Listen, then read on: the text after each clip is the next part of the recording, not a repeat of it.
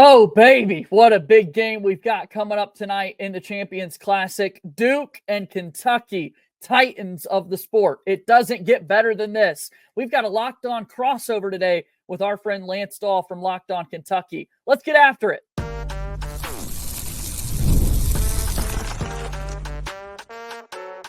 You are Locked On Blue Devils, your daily podcast on the Duke Blue Devils. Part of the Locked On Podcast Network, your team every day. All right, a crossover edition between Locked On Kentucky and Locked On Blue Devils. Lance Dawe, JJ Jackson hanging out here with you, previewing a big-time matchup in Atlanta, the State Farm Champions Classic, Duke versus Kentucky. JJ, I've got so many different questions about the Duke Blue Devils and kind of how they are making things work this season. Obviously, an extremely talented freshman class that you guys have brought in, headlined by the one and only Cooper Flagg. But I want to kind of talk to you about the entirety of this roster first, kind of how you felt heading into the season with all of these five-star guys, some really important transfer pieces, and then kind of how you feel heading into this this Kentucky game after seeing the Blue Devils play a couple different times. Dude, I'm excited. The Champions Classic is always one of my favorite events every year. I have loved that they've kept the four same schools in each year and kind of rotating who you're getting to see. And so the fact that we get this Kentucky matchup to kind of open up the season with both teams already picking up a pair of wins, I'm really excited to see how all this plays out. And in regards to this Duke roster, to kind of refresh Kentucky fans' memories, it's a team for Duke that only has two returning players from last year's squad. Both of our schools have been really active in the one and done era, and now we're kind of getting used to the transfer portal era with tons of player movements. So it's going to take a while to get used to having so many new faces on a roster. So only Caleb Foster and Tyrese Proctor come back from last year's team. Both of those guys will be in the starting lineup in the backcourt for this Duke team. But the way that Duke was able to put together another top-tier freshman recruiting class, headlined by Cooper Flagg, Knueppel's emergence as a true freshman, and then Khaman Maluach, what he's been able to do on the interior, and the addition of the seniors that Duke was able to get in the transfer portal from Mason Gillis out of Purdue, Sion James from Tulane, and then Malik Brown from Syracuse. The pieces have just fit together so well. Like, I am so fired up about what this Duke team is able to do. I think they've already proven through the first week that they are absolutely capable of winning a national championship, of being a Final Four team at the end of the year. I love the way this roster was put together, Lance. So now looking at this rotation, and this was something I did a couple of different segments this offseason talking about it because I was just so confused as to how Duke was going to work this backcourt, right? With Caleb Foster, if I'm not mistaken, primarily playing off ball and playing at small forward, according to Ken Pom a season ago, with Proctor as a 6'6" player, playing between, shooting guard and small forward. How is Duke going to handle their point guard position this season? Caleb Foster, combo guard coming out of high school, now taking the reins, if you can correct me if I'm wrong, essentially as PG1, to kind of give my listeners some clarity on what this Duke team is. Can you just tell me the starting five for this Duke team? Because you've got so many different guys that are like 6'6", 6'7", and are just so versatile that they could play essentially any position. What is the starting five for this team? It's the tallest lineup in America for a reason, Lance. Yep. When you look at the roster of scholarship players, nobody is shorter than 6'5", which is crazy to think about. So last year's team in particular, when you look at where Caleb Foster was getting a lot of his playing time, Proctor being back as well, to remind Kentucky fans, there were two other guards in the mix for the Blue Devils who had the ball in their hands very often. And Jeremy Roach, who had his 4 years of eligibility run up. He's got that COVID year, and so he's playing at Baylor this season, no longer with Duke. And then Jared McCain, who's off to a great start in his rookie season with the 76ers. They're out of the way now. So Caleb Foster and Tyrese Proctor honestly have been splitting duties on the ball there at the one, but that's your starting backcourt. And then you've got Knueppel out on the wing, another true freshman who's able to just shoot it at an unbelievable clip. I think we're going to continue to see that all season long. He's got some bounce, too, that surprises a whole lot of people. when he puts the ball on the deck and kind of goes towards the rim. And then on the interior, the mix of Cooper Flagg and Khaman Maluach, a true freshman who played for South Sudan in the Olympics this summer. Went up against Team USA a couple of different times with Joel Embiid and Anthony Davis in the front court for the United States. So Khaman Maluach has definitely been tested over the last few bit, but that would be the 5 for the Blue Devils: Foster, Proctor, Knueppel, Flagg, and then Maluach in the middle. Let's talk about Flagg here for a second. Just what have you seen from him through these first 2 games, just as an overall player? Obviously, utilized a ton through these first 2 games, according to KenPom. Hasn't shot the most efficiently from beyond the arc, but still an extremely deadly weapon if you are an opposing team. Tell me about Cooper. Yeah, didn't make a 3-pointer in the first game of the season, but did make 2 against Army. His defensive ability is what he was absolutely known for throughout his recruiting circus. And you saw it over the summer when he was playing for the select team with Team USA, had a really good run there in Las Vegas. And his fanfare, his buzz continued to rise and continued to grow. What's been interesting, Lance, about Cooper Flagg, who his defense has jumped off the page right away as a shot blocker, as someone who can get out in passing lanes and then kind of do it all on the offensive end of the floor. His defense really jumps out. The storyline for Duke, and it will absolutely be a storyline in tonight's game when these 2 teams play out. Cooper Flagg has been battling some cramping issues through the first 2 games of the season, a la Paolo Banchero a couple of years ago to start his Duke career. Paolo Banchero recently, in an interview with Part of My Take, was talking about, hey, I did not know the electrolyte factor in all of this. I was mainly just kind of a water guy and didn't know the significance of consuming a lot of electrolytes with my body. Hopefully that's what this is for Cooper Flagg, and it can be corrected, because that's going to be a big thing to watch as the stakes get higher. The intensity of this game tonight is going to be through the roof. I think the muscles are going to be tighter for Cooper Flagg, right? Like, this is something that absolutely needs to be in check, because outside of who wins this game, basketball fans win this game if they get to see Cooper Flagg at his best and not kind of over there on the sidelines dealing with cramps. Absolutely. There's a matchup problem, JJ, and you can correct me if I'm wrong. You could maybe say, well, no, there's another player that could cause more problems for Kentucky outside of Cooper Flagg. And I've been saying this since the summer. Knueppel could be a problem. Yeah. This kid is a legitimate 3-point shooter. Saw some people online as the season was starting saying that he could be better than Reed Sheppard at Kentucky a season ago. He is that good from beyond the arc. Could he possibly be the key to Duke's victory outside of Cooper Flagg, with his ability to shoot, with his ability to kind of get up? What is your take on Knueppel in this game? Undoubtedly, I love Knueppel and his game that he's shown so far this year. The 3-point shooting is unbelievable. He went 4 for 6 from 3-point range in Duke's win over the weekend against Army. He's going to be able to shoot right at 40% or higher. The comparisons to Reed Sheppard, I'm hearing them as well. Not quite ready to go there, simply from the fact that I just can't go there with the sample size that we've seen thus far. But if you told me that he was able to kind of continue on that trajectory for the entire season, I absolutely would believe you. Again, 6'7", a big body guy who's not afraid to put the ball on the deck and attack the rim if he needs to. And Duke's exhibition 50-plus point victory over Arizona State in what they called the Brotherhood Run. Knueppel had one of the most crazy poster dunks that I've seen out of a player in quite some time, driving baseline. So he can get up a little bit, he can shoot it, and he just hustles throughout the entire game. He's one of the first guys to put his body on the deck every single time, and I think he's going to be fired up to play in a moment like this.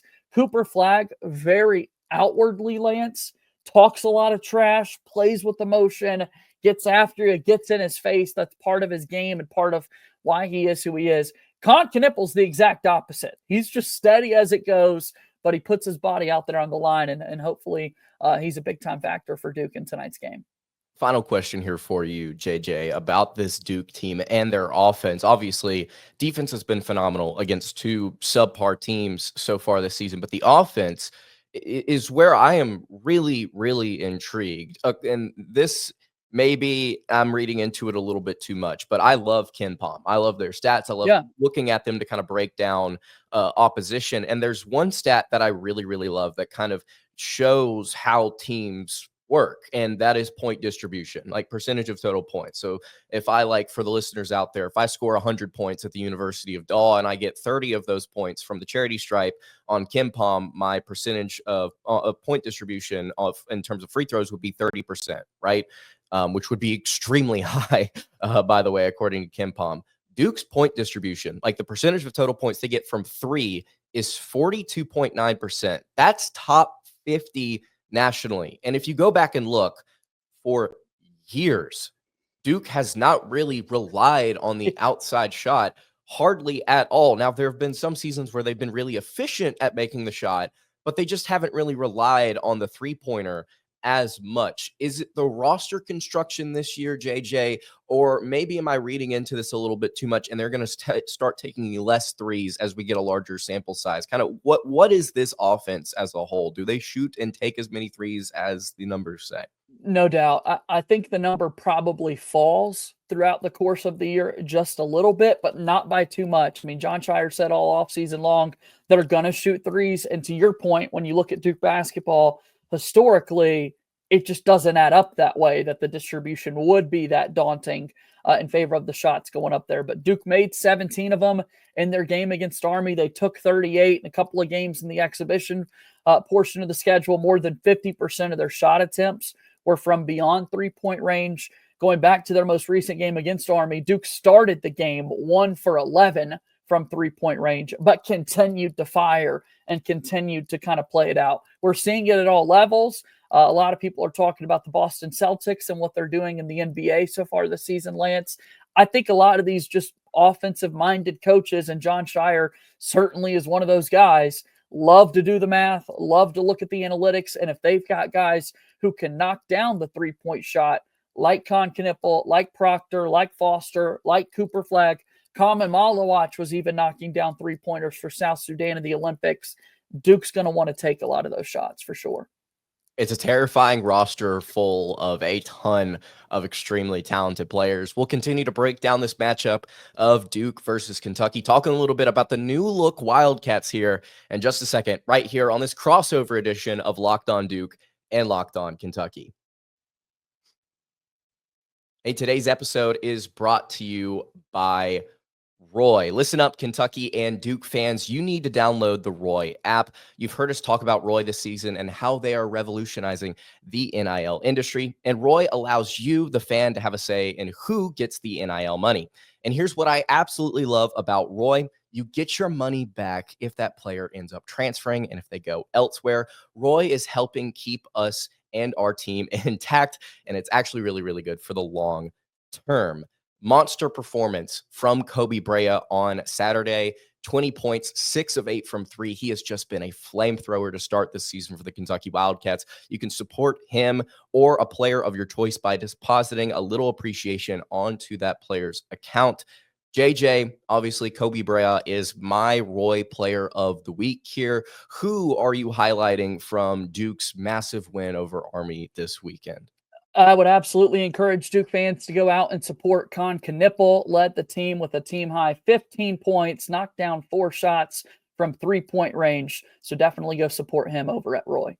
You can support and contribute over at roy.com, or you can download the Roy app. Every contribution counts. 10, 20 bucks. It all adds up and going to help your favorite players stay put. You can join me and JJ and showing some love for Knueppel and Kobe Brea over on roy.com, or join roy.com today, the Roy app as well. And you can use promo code Locked On. Every athlete from every single team is there. There's no purchase necessary, void where prohibited. You can go to joinroy.com or download the Roy app for full terms. Roy, support the players, change the game. It is, in fact, a Locked On crossover here today. Locked On Blue Devils and Locked On Kentucky. What a game we've got tonight. 9 p.m. Eastern time in Atlanta. Stay up late tonight, folks, for Duke and Kentucky. JJ Jackson here from Locked On Blue Devils with Lance Dawe from Locked On Kentucky. Let's focus on those Wildcats under a new head coach in Mark Pope. Crazy events unfolded this offseason with John Calipari no longer being the head coach for the Kentucky Wildcats. Mark Pope gets the job. And Lance, we were talking the roster turnover for this Duke basketball team, having two guys come back and how few that was. You look at the Kentucky roster, it's hard to recognize a lot of those players. It's been a completely overhaul of their roster as well. Kind of catch us up to speed on that Kentucky roster. Yeah, minus a couple of walk-ons. Kentucky brought back nothing. And the moment that Coach Cal left, it was very clear he was going to take Kentucky's top 10 recruiting class with him. And so it was just a matter of what Kentucky did in the transfer portal and how quickly they could assess and sort of pick up some talent. They were able to keep Travis Perry from that recruiting class, and I think he could be very important for Kentucky in years to come. But this year, JJ, it is all about the guys that Kentucky has added in the portal, starting with Lamont Butler, the transfer guard out of San Diego State. You remember Butler hit that massive shot in the NCAA tournament to send SDSU to the national championship a couple of years ago. It is interesting, JJ, how Kentucky has sort of constructed this roster. Obviously, when you think of Mark Pope and you think of this offense, you think of breeze and pace and tempo. But Kentucky, two of their first additions to this team were former Conference Defensive Players of the Year. They were known in their leagues for playing really, really good defense. And it was Butler, who was a two-time Mountain West Conference Defensive Player of the Year. And then it was Amari Williams, the center out of Drexel, who was a three-time CAA DPOI. Those were essentially your first two pickups for this team. And you sort of constructed the shot making around that. And Mark Pope said it this offseason, and I'm sort of leaning in the direction of agreeing with him. This is one of, if not the best shot making team in the country in terms of spot up and catch and shoot. What they do off the dribble and how they create individually is a completely different conversation. But in terms of what they do just in catch and shoot and spot up situations, I mean, all the way down to the five, you've got guys that can go out there and absolutely knock it down. You got arguably the best shooter in the nation in Kobe Brea, transfer from Dayton. He was possibly going to go to UConn. Kentucky paid up. They were able to land him. He's been phenomenal through these first two games. You got Jackson Robinson, the leading scorer on BYU's team a season ago. He has been way more efficient from just the field as a whole so far this season. Had a little bit of a bump in the road against Bucknell just a couple of days ago, but I think he is really going to step it up in terms of percentages, and therefore I think he's going to just average more points and be overall a better player on the wing for Kentucky. Otega Owe, great two-way player from Oklahoma. He's going to be starting at the 2 over Brea, which may shock some people, but I really like the two-way nature of Owe, give you some more defense in that starting lineup. It is a really, really, really, really well-balanced team. Now, is it the most athletic, the most talented, the most wow factor highlight reel Kentucky team you've ever seen? No, but I think that the most important thing here, JJ, is that the balance is there. You have players that complement each other, and they're well coached. For the first time in what feels like forever, we're actually running normal sets. We're actually running an offense. We're actually coaching a defense. So this roster, while entirely new, plays way better than I would have expected 2 games into the year, because I've been so conditioned to see all these freshmen out there essentially learning how to play together through the first month or so of the season. These guys know what they want to do, and they're going out there and they're executing. Which I think speaks to how impressive it is already that Kentucky's been able to score as much as they have through the first 2 games of the season. I was reading a little bit earlier, Lance, and again, kind of just speaking to what you're saying here, it's the first time since 1978 that Kentucky has hit the century mark in points scored in their first 2 games of the season. Again, Kentucky basketball, with as rich of a history as it comes in the sport, has had to go all the way back to 1978 when you find the first 2 games of the season scoring more than 100 points. That's kind of crazy, but I guess when you're talking about the shot making that this team has and just scores that they've been able to put together and a focus on the offensive end of the floor, it makes a little bit more sense. Yes, you can bring up the level of competition, but you could say that for any team in the country right now. Kentucky's going out there and doing it. Yeah, it's been It's been eye-opening for sure. I expected Kentucky to be good on offense, but I didn't expect them to be this good.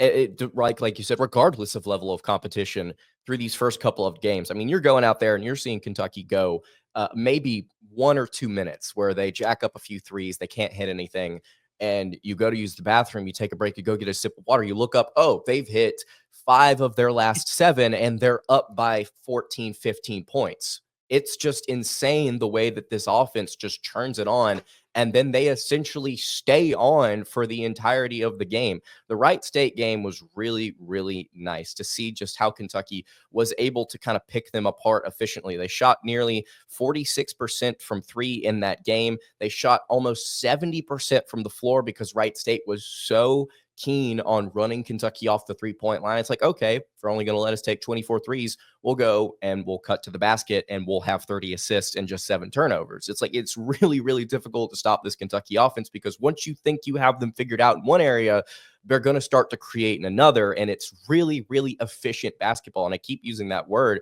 because if Kentucky's going to play at the pace that they're playing at, and this is something that I was saying last year with Kentucky squad, you play faster, you have more possessions.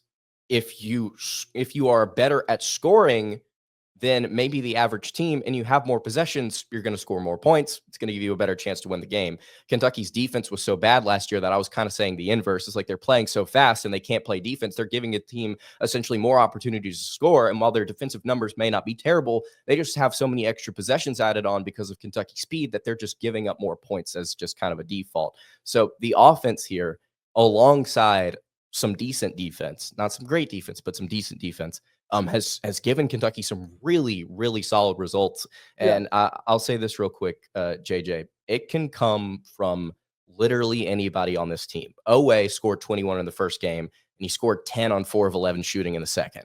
Robinson scored 8 points in the first game, scored 14 in the second. Kobe Brea didn't really do a ton in the first game, 20 points on 6 of 8 shooting in the second. It can literally come from any player on this roster, which is really awesome to see as well.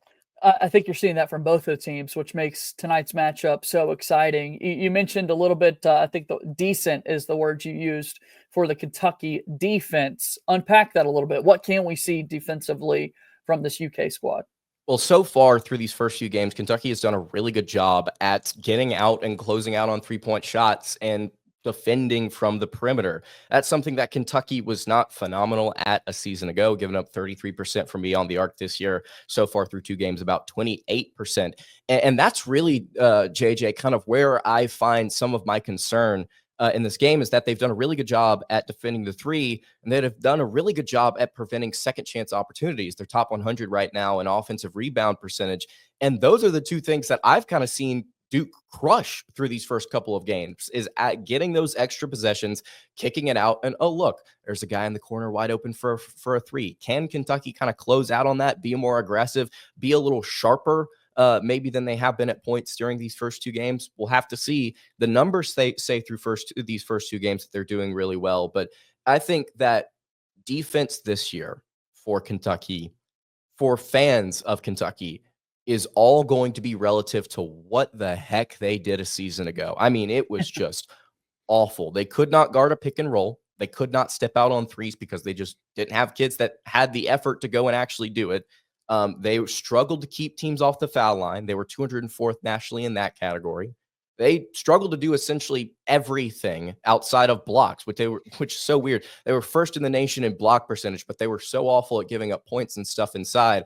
And I've continued to say over and over on this show, defense is not about blocking shots. It's about affecting shots at the end of the day, one way or another. But man, this Kentucky team so far doing a lot better in a lot of different categories. Does that show up against Duke, who's a much better opponent? We'll have to see. But anything, and I mean anything, is better than what Kentucky did a year ago. The matchups are going to be really interesting in this one. Again, Duke, the tallest team in America, against a new Kentucky team with loads of talented players set to make an impact this season for the Wildcats. The coaching matchup is interesting in itself, with Jon Scheyer on the Duke side, Mark Pope leading the Kentucky Wildcats. All that and more, some storylines that we'll discuss after we take one more timeout here on this Locked On Crossover. Our show today is brought to you by our friends over at FanDuel. Make sure that you get ready to tackle the NFL action with FanDuel, America's #1 sportsbook. Lance and I really enjoyed last night's Monday Night Football game between the Dolphins and the Rams. How exciting it was to be able to be seeing all of the live updates in action with FanDuel. Right now, new customers can bet $5 and get $150 in bonus bets if you win. The FanDuel Sportsbook app gives you everything that you need to place live bets on the NFL all in one place. So when you get in a hunch in the middle of the game, you could check out the latest stats, view live play-by-play, and so much more on the same page where you place your bets. We'll be checking it out tonight this week. The NFC East is up for grabs. Thursday Night Football's got a good one with the Eagles currently favored by 3 over the Commanders. Just visit FanDuel.com to join today. You'll get started with $150 in bonus bets if you win your first $5 bet.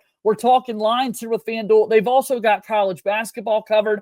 Oh, yeah, tonight, Duke currently favored by 6.5 points over Kentucky, according to our friends at FanDuel. Never waste a hunch and make every moment more with FanDuel, an official sportsbook partner of the NFL and a proud sponsor of the Locked On Podcast Network.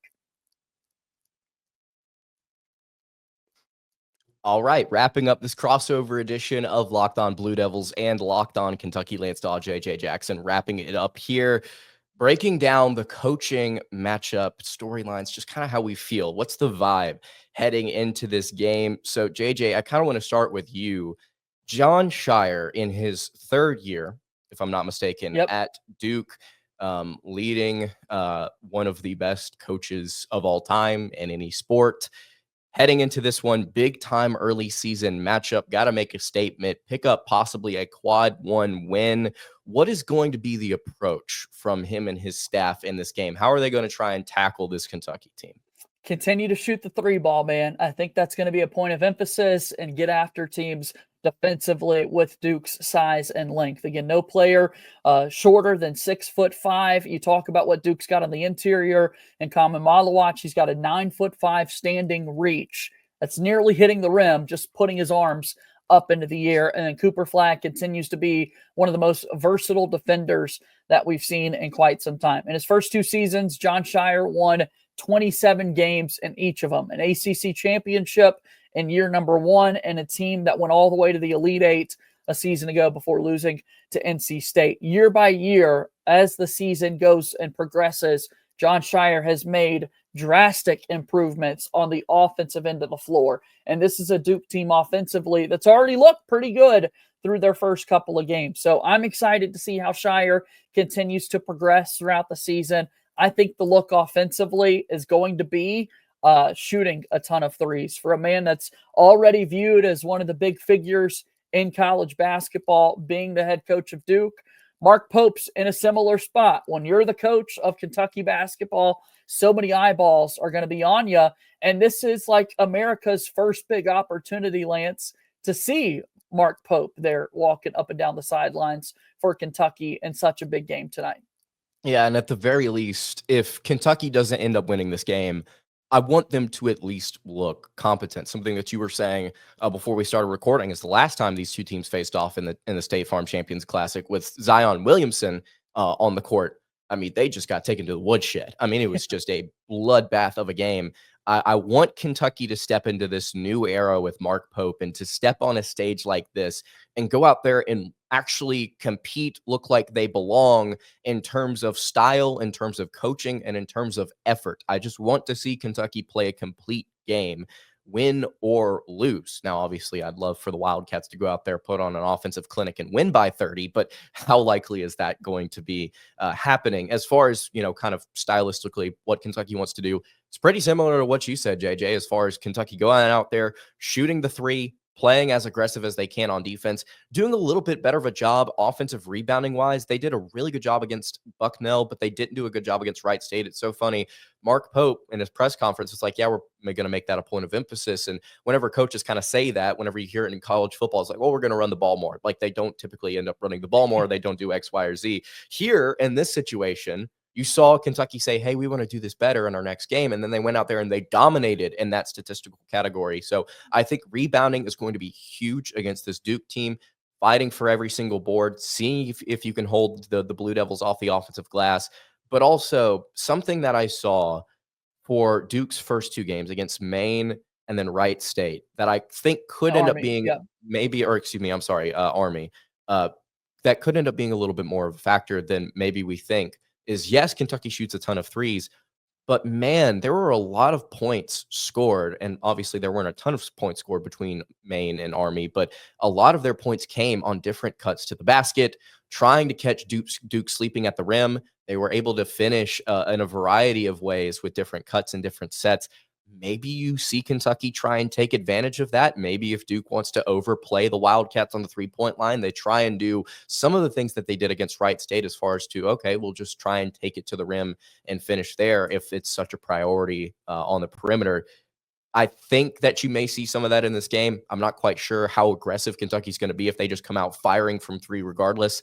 But I expect Kentucky to put up a fight on offense. It's just the defense here that kind of concerns me in this matchup as to whether or not Kentucky can actually hold the Blue Devils for two halves. Yeah, guards and wings, Duke feels like they're in a good spot in that regard. When you get to the interior, talking about Cooper Flagg and Khaman Maluach, beyond them, it's Malik Brown coming off the bench, a transfer from Syracuse who led the ACC in steals a season ago, a very active rebounder. But on the interior, that's about it for the Duke basketball team. What Khaman Maluach has done a nice job so far this season, and I hope I'm not jinxing this here tonight, Lance, but it's staying out of foul trouble, right? So if that does become a point of emphasis where you are able to get some back cuts, it's going to be important for a young Duke team, a young Kentucky team in some respects, to not commit those fouls, putting the other team on the free throw line, because that could very well be a differentiator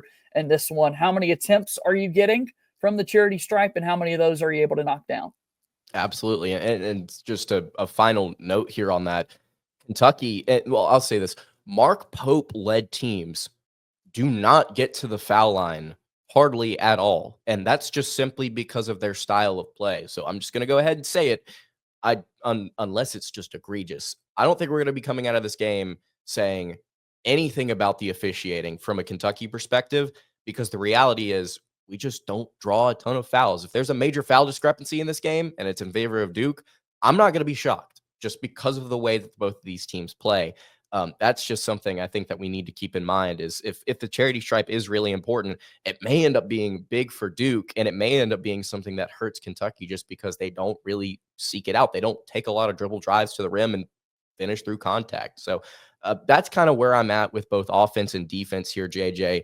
Do you have a final score prediction, a number that you want to put on this before tonight?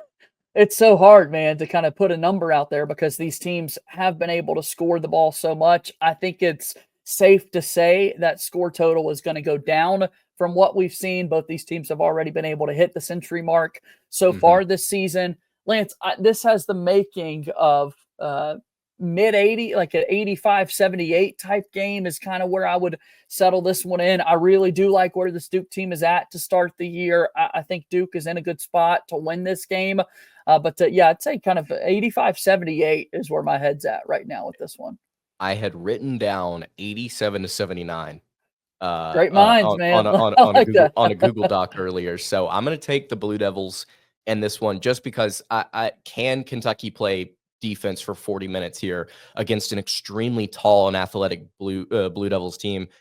I'm just going to have to go out in there and see it. I hope that they can. 87-79, maybe some free throws late to kind of get them to that 87 mark.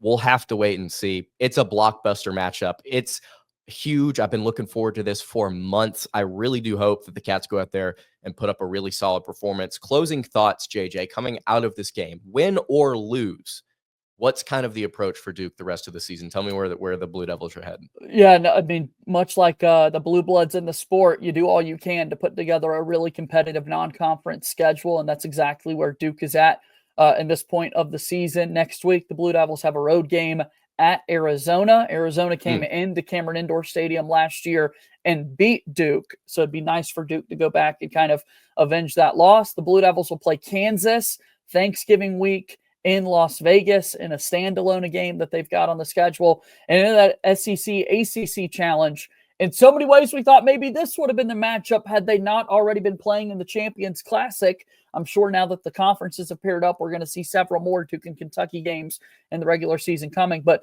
Duke's going to be hosting a really talented Auburn team inside Cameron Indoor Stadium a little bit later. So schedule definitely gets tough and is tough for Duke before they even jump in to ACC play, man. Gets a little tough for Kentucky as well. Not as tough as Kansas, Arizona, and Auburn, but you've got Clemson and Gonzaga down the line. You've got Ohio State and Louisville as well to round things out before you get into conference play. So a little bit easier after this Duke game, but nonetheless, I think going to be a challenge for Mark Pope and company. JJ, thank you so much for hopping on this crossover edition of Locked On Kentucky, Locked On Blue Devils. Hope we see a really, really good matchup tonight, and I expect we do. It's a late one tonight, folks. So stay up late and enjoy the game, but this is going to be a whole lot of fun. I'm glad we were able to do this crossover, Lance. Absolutely, man.